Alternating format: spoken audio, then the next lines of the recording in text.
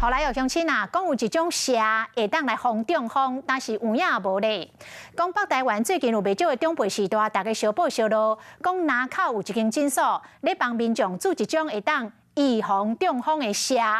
自费做6解，唔但会当预防脑中风、心肌塌，甚至嘛会当治好着轻度的中风。桃园市卫生局已经来调查，若是臭弹碰风，上悬会当罚款25万。伫咧南口的一间诊所门口写脑中风治疗专家，讲治疗含预防脑中风、心血未遂的项目。道民众伫咧面册批文讲，最近有真侪社会人伫咧传讲一种预防中风的车，自费煮6摆，甚至会当医好真侪轻度中风的患者，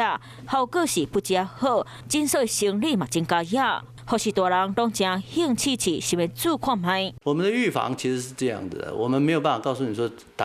做一个这样的预防就一辈子。好，我们提供的这些治疗方法可以尽量的去改善你的血管循环状况，在我们20天的疗程之内都可以获得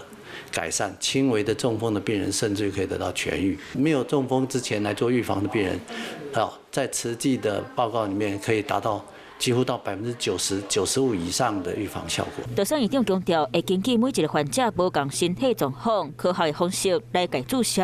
佮用专业的机器来检测动脉敢有塌条的，佮伊的硬度，经过检测看患者身体敢有改善。不过临床顶敢若也无这种蛇会让真正预防脑中风。医学界还没有所谓的真正可以预防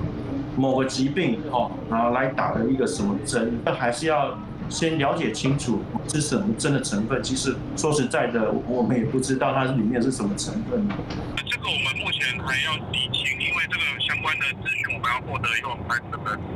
比较能够做一个整个中判这样。如果确实有夸大疗效的部分，我们就会以医疗相关的法规来做一个初判开罚这样。